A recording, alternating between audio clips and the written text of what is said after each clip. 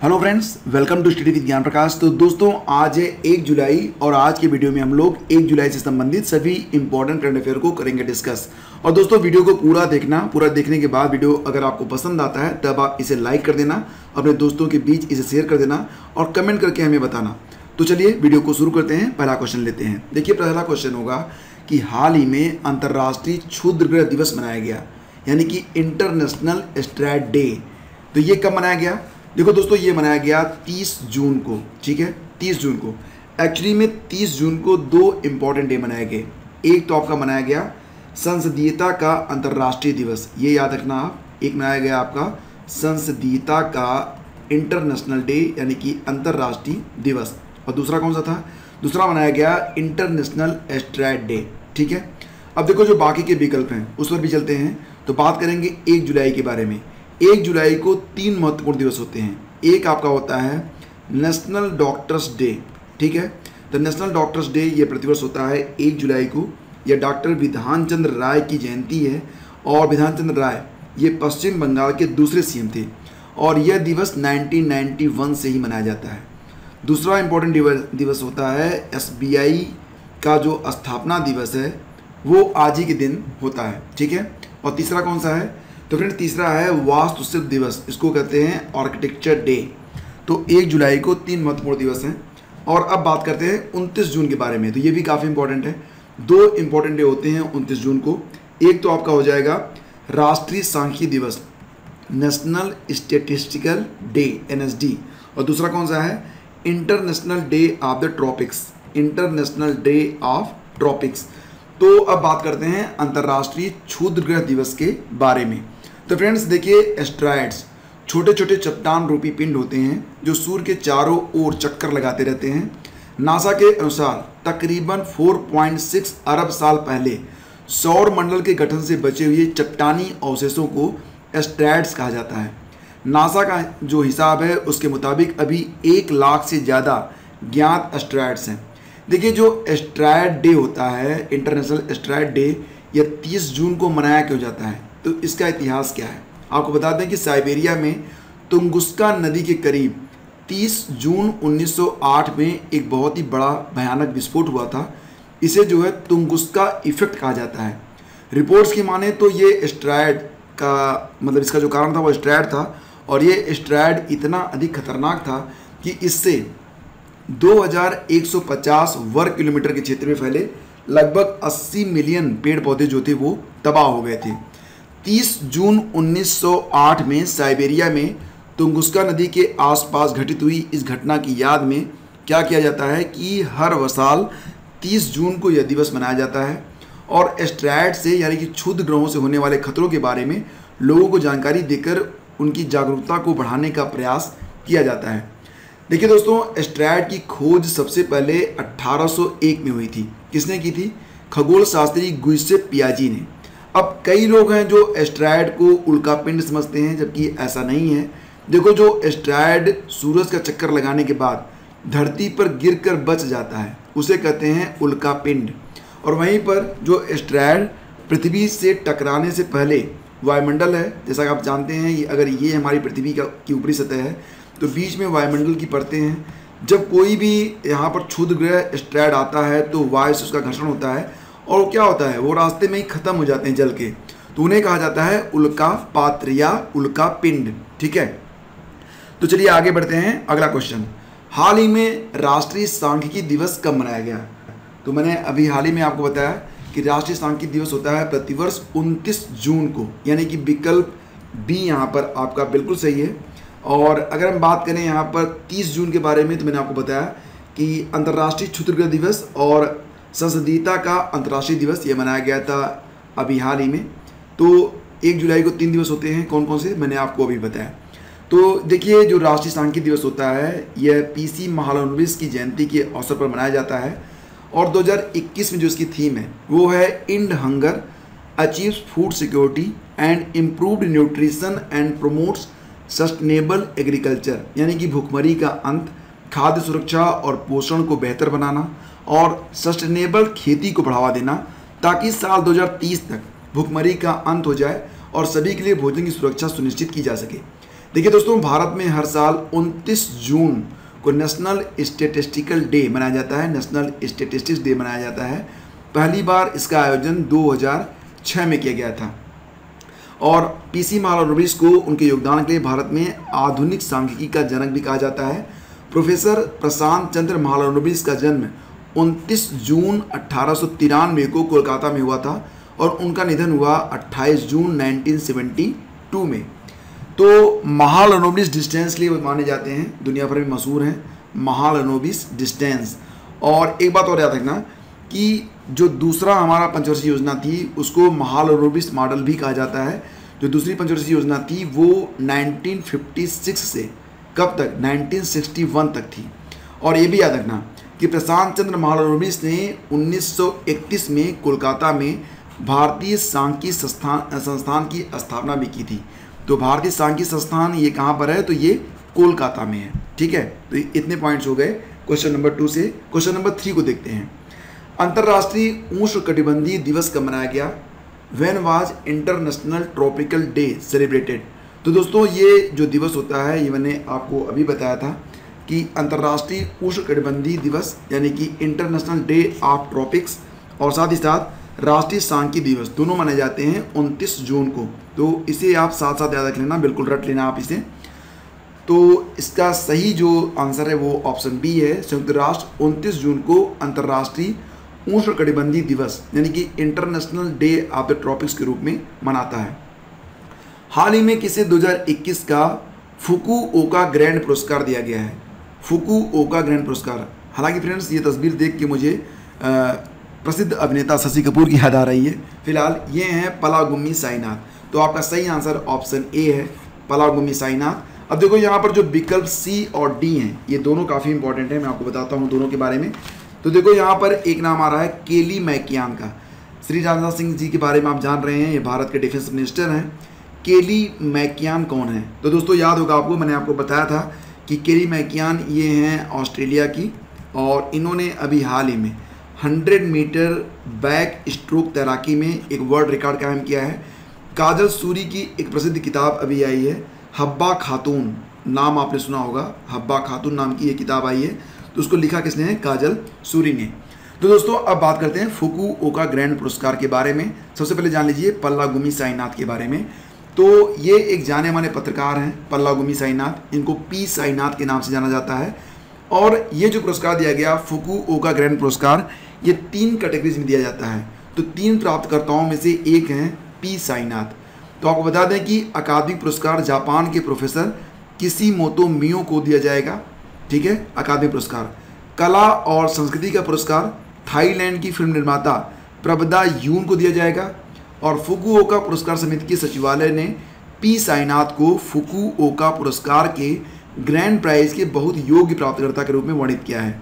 उन्हें ग्रामीण भारत पर उनके लेखन और टिप्पणियों के माध्यम से ज्ञान का एक नया रूप बनाने और नागरिक सहयोग को बढ़ावा देने के लिए उनके काम के लिए सम्मानित किया जाएगा। बात करते हैं फुकुओका पुरस्कार के बारे में। तो थोड़ा जान लीजिए कि यह फुकुओका शहर और फुकुओका सिटी इंटरनेशनल फाउंडेशन द्वारा स्थापित एक पुरस्कार है।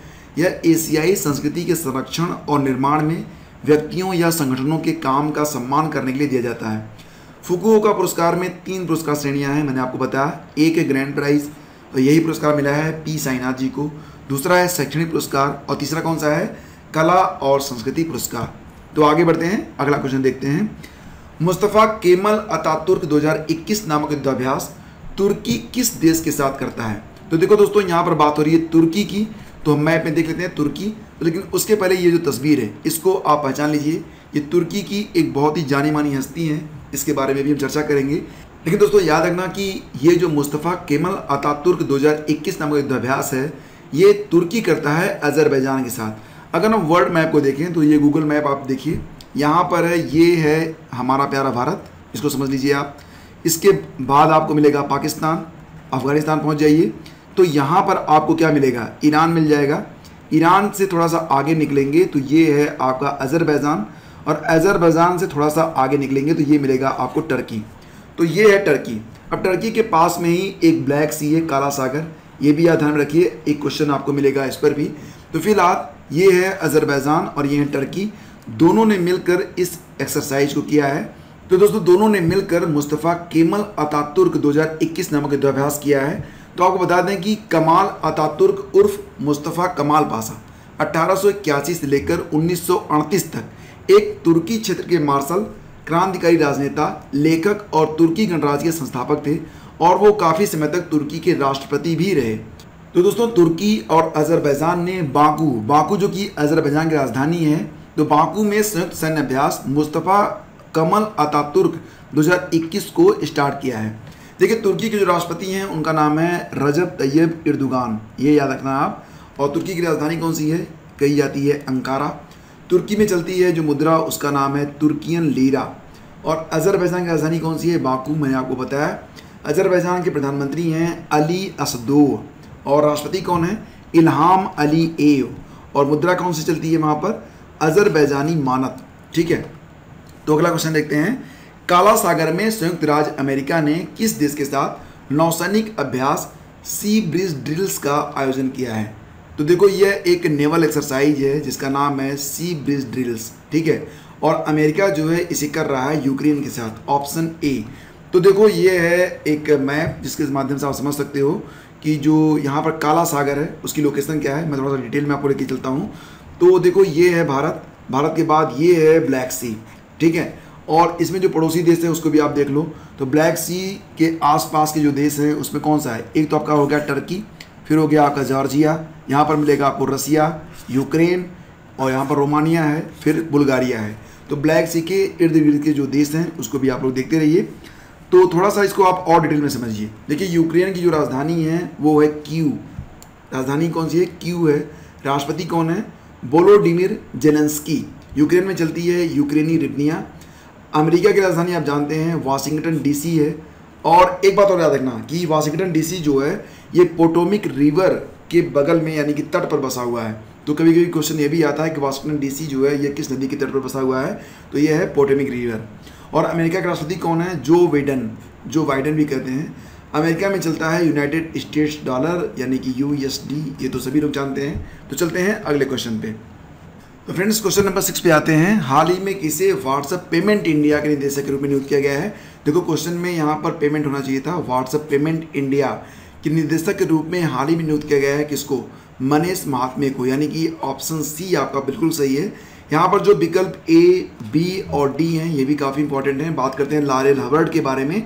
तो लॉरेल हवर्ड को ओलंपिक में हिस्सा लेने वाली ये पहली महिला ट्रांसजेंडर हैं। हालांकि 2013 तक ये पुरुष थे, बाद में ये महिला बन गई। तो अब मैं गई से संबोधित इसीलिए कर रहा हूँ क्योंकि वर्तमान ये जो है महिलाओं से कम्पीट कर रही हैं। तो लॉरेल हवर्ड।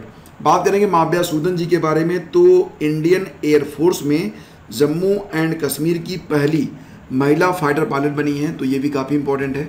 बात करेंगे मिनेश शाह जी के बारे में। तो मिनेश शाह ये राष्ट्रीय डेयरी विकास बोर्ड के नए चेयरमैन बने हैं। तो विकल्प ए, बी, सी और डी सभी यहाँ पर काफ़ी इंपॉर्टेंट हैं, सभी को आपको याद रखना होगा। और अगर हम बात करें यहाँ पर व्हाट्सएप के बारे में, तो व्हाट्सएप की स्थापना कब हुई थी, 2009 में हुई थी। इसके वर्तमान में सीईओ हैं कौन हैं, विल कैथकार्ट हैं। और व्हाट्सएप का जो आपको मुख्यालय मिलेगा वो कैलिफोर्निया में मिलेगा। इसकी स्थापना की गई थी ब्रायन एक्टन और जॉन कॉम के द्वारा। ठीक है, फिलहाल इसकी जो पेरेंट कंपनी है वो फेसबुक हो गई है, फेसबुक इंक। आगे बढ़ते हैं। किस मेट्रो को आउटस्टैंडिंग सिविल इंजीनियरिंग अवार्ड 2021 से सम्मानित किया गया है, आउटस्टैंडिंग सिविल इंजीनियरिंग अवार्ड। तो दोस्तों ये अवार्ड मिला है दिल्ली मेट्रो को, ऑप्शन ए। याद रखना काफ़ी इंपॉर्टेंट है ये। और ये जो अवार्ड मिला है वो जापान की तरफ से दिया गया है। तो दिल्ली मेट्रो को पहले, दूसरे और तीसरे चरण के तहत गुणवत्तापूर्ण सेवा और बुनियादी सेवाओं के लिए Japan society of civil engineers यानी कि JSCE की ओर से आउटस्टैंडिंग सिविल इंजीनियरिंग अवार्ड से सम्मानित किया गया है। याद रखना कि दिल्ली मेट्रो जो था ये शुरू हुआ था 24 अक्टूबर 2002 से। हालांकि दिसंबर 2002 में इसका ऑपरेशन शुरू हुआ था। मेट्रोमैन के नाम से जाने जाते हैं ई श्रीधरन, ये भी आपको याद होगा। भारत में कुल जो रेलवे जोन है उनकी संख्या 18 है और जो 18वां रेलवे जोन है वो दक्षिण तटीय रेलवे जोन है, ये याद रखना है आपको। और देखो एक क्वेश्चन अक्सर एग्जाम में आता है, RRB में पूछा जाता है कि कौन से मेट्रो रेल को रेलवे जोन में रखा गया है, तो ये है कोलकाता मेट्रो, ये याद रखना। वर्तमान में भारत में रेलवे जो मंडल हैं उनकी संख्या है कितनी है, 73 है। तो ये कुछ इंपॉर्टेंट क्वेश्चंस हैं जो कि अक्सर रेलवे की परीक्षाओं में पूछे जाते हैं। आगे बढ़ते हैं। दुनिया के सबसे बड़े crypto currency exchange platform Beyonce को किस देश ने प्रतिबंधित कर दिया है? तो फ्रेंड्स, बियॉन्से को प्रतिबंधित किया गया है यूनाइटेड किंगडम में, यानी कि कहाँ पर, ब्रिटेन में। तो विकल्प ए आपका यहाँ पर बिल्कुल करेक्ट है। तो देखो यहाँ पर Beyonce.com पर यूज़र को वित्तीय लेन देन की कई सुविधाएं मिलती थी। फिलहाल Beyonce.com जो है ये ब्रिटेन में बंद कर दिया गया है, प्रतिबंधित कर दिया गया है। और क्रिप्टो करेंसी क्या होती है?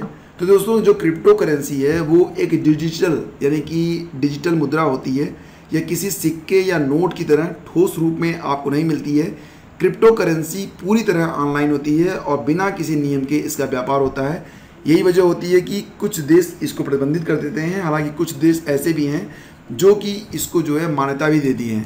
अच्छा, एक क्वेश्चन बताओ आप कि अभी हाल ही में किस देश ने जो क्रिप्टो करेंसी है इसको जो है वहाँ पर बिल्कुल मान्यता दे दी है कि वहाँ की ये लीगल करेंसी है? तो दोस्तों, मध्य अमेरिकी देश अल सल्वाडोर बिटकॉइन को कानूनी मान्यता देने वाला दुनिया का पहला देश बन गया है। ये काफ़ी इंपॉर्टेंट है, इसको आप याद रखना। आगे बढ़ते हैं। एशिया के सबसे लंबे हाई स्पीड ट्रैक जिसको नाम दिया गया है नेटरैक्स, तो नेटरैक्स को किस शहर में अभी हाल ही में लॉन्च किया गया है? तो फिलहाल ये है इंदौर यानी कि मध्य प्रदेश। ऑप्शन बी आपका बिल्कुल सही है।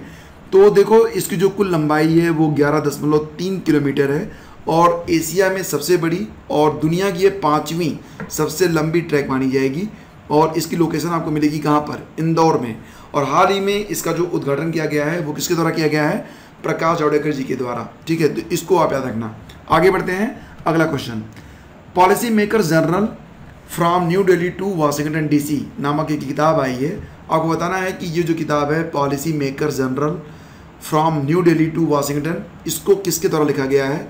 सही आंसर इसका होगा दोस्तों, देखिए कौशिक बसु। ऑप्शन ए आपका बिल्कुल करेक्ट है। तो देखो, जो कौशिक बसु जी हैं ये एक भारतीय अर्थशास्त्री हैं, अमेरिका में रहते हैं और 2012 से 2016 तक विश्व बैंक के मुख्य अर्थशास्त्री भी रहे।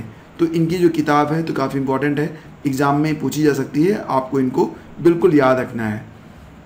और फ्रेंड्स, अब बारी है कुछ बहुत ही इंपॉर्टेंट क्वेश्चंस के बारे में। तो सबसे पहले बात करेंगे द नेटमर्कर्स, ये जो किताब आई थी the Nutmeg's Curse parable for a planet in crisis. ये देखो, ये जो किताब है वो अमिताभ घोष के द्वारा लिखी गई थी। एक और किताब थी beyond here and other poems, तो ये किताब लिखी गई किसके द्वारा? विष्णुपद सेठी के द्वारा। नेक्स्ट होगा माई जॉयज एंड सारोज, ये किताब जो है ये लिखी गई है डॉक्टर कृष्णा सक्सेना के द्वारा। किताब का पूरा नाम है my joys and sorrows as a mother of a special child. जो अगली किताब है वो काफ़ी इंपॉर्टेंट है, नाम है 7 since of being a mother, माँ बनने के 7 पाप। तो ये किताब लिखी गई है ताहिरा कश्यप खुराना जी के द्वारा। नेक्स्ट है होम इन द वर्ल्ड, ये किताब काफ़ी इंपॉर्टेंट है, इसको मेमोयर भी कहा जा रहा है, यानी कि संस्करण के रूप में लिखी गई है और इसको लिखा किसने है? अमर सेन ने। तो ये कुछ इंपॉर्टेंट बुक्स हैं, आपकी परीक्षा में पूछे जा सकते हैं, इसलिए इसका रिवीजन कर लीजिए। आगे बढ़ते हैं। अभी हाल ही में नाडा ने किस महिला क्रिकेटर पर 4 साल का प्रतिबंध लगा दिया है? तो ये हैं अंशुला राव। ठीक है, ऑप्शन ए आपका बिल्कुल करेक्ट है। अब दोस्तों यहाँ पर बात करते हैं अन्य विकल्पों के बारे में। तो ऑप्शन डी मिताली राज, ये महिला क्रिकेट टीम की कप्तान है। बात करेंगे शेफाली वर्मा के बारे में, तो इन्होंने हाल में ही काफ़ी अच्छा परफॉर्मेंस दिया है। सबसे कम उम्र में मात्र 17 साल 150 दिन में इन्होंने क्रिकेट के तीनों प्रारूप खेलकर इतिहास रचा है। और एक बात और भी कि टेस्ट मैच के दोनों पारियों में इन्होंने अर्धशतक बनाकर भी इतिहास रचा है। तो परफॉर्मेंस शेफाली वर्मा जी की काफ़ी अच्छी है। और अब बात करते हैं अंशुला राव के बारे में। तो मध्य प्रदेश की खिलाड़ी हैं ये और इन्हें डोप टेस्ट में फेल पाया गया। इसके बाद नाडा ने उन पर 4 साल का प्रतिबंध लगा दिया है। Next question, Kashmiri century portrait of a society in flux, Kashmiri century portrait of a society in flux नामक पुस्तक किसने लिखी है? तो दोस्तों ये किताब लिखी गई है खेमलता वाखलू के द्वारा। ठीक है, खेमलता वाखलू। अब देखो यहाँ पर जो अन्य विकल्प हैं शरद पगारे, मोहन कृष्ण बोहरा और चेतन भगत, तो यहाँ पर बी और सी वेरी इंपॉर्टेंट है, एग्जाम में आ सकता है। फिलहाल ये जो तस्वीर है ये किसकी है? ये है खेमलता वाखलू। तो फ्रेंड्स आपको बता दें यहाँ पर कि Kashmiri century portrait of a society in flux नामक जो किताब है ये लिखी गई है खेमलता वाखलू के द्वारा। विकल्प बी है शरद पगारे। शरद पगारे को 31वां व्यास सम्मान मिला था उनकी पुस्तक पाटलिपुत्र की सामग्री के लिए। विकल्प सी था कृष्ण मोहन बोहरा। तो इनको जो है हाल ही में 30वां बिहारी पुरस्कार मिला है इनकी किताब तस्लीमा संघर्ष और साहित्य के लिए।